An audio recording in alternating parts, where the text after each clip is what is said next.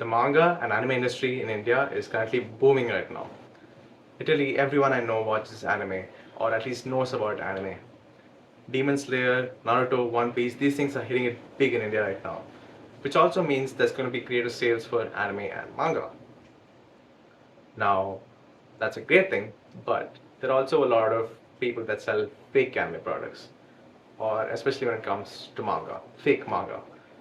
Now, it was always a dream for me to collect manga, but when I first went to collect manga, I accidentally bought fake volumes, and it was pretty disappointing. Some of you might be okay with buying fake volumes, but for those who are not, I just want to help you identify how to identify fake volumes from the real ones. So let's just get started with it. So here I have two volumes of manga. One is fake and one is real. So this is Naruto volume 2. I have like three volumes, 1 to 3 all fake. And this is Dan Dan Dan volume 1 and it's real. So if you're just about to start collecting manga, watch out for these differences I'm going to talk about. So check out this volume. This looks pretty slim. And check this out. That's pretty damn thick. So these are single volumes released by Viz.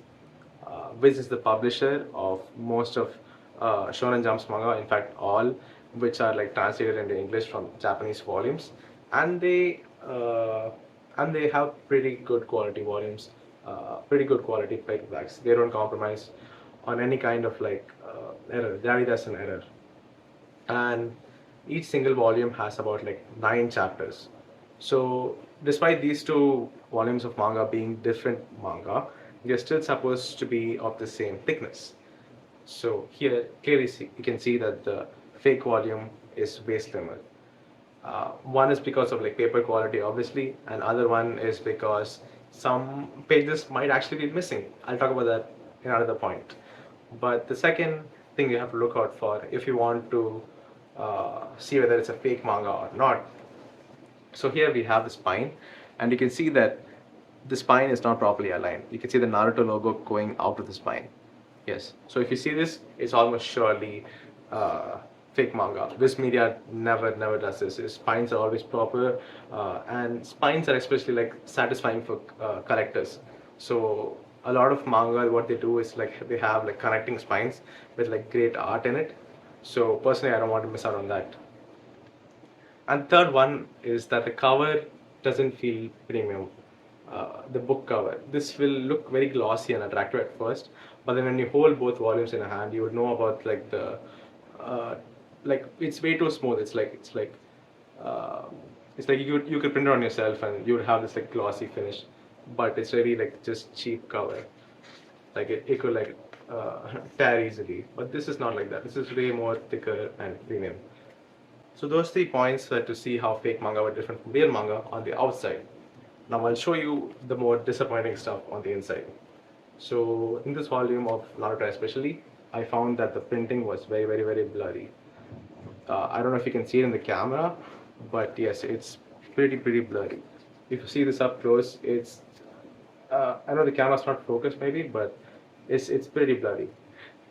But then when you look at the original one, it has very high contrast, and you can see objects clearly on the panels. You can tell the differences between the characters and objects clearly, and it's just like this is 144p and this is 1080p 4K HD.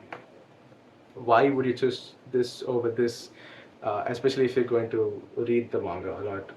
I mean, I know there are some people, a lot of people who might not be able to afford buying manga here, and they just want to collect some manga, even though it's cheap.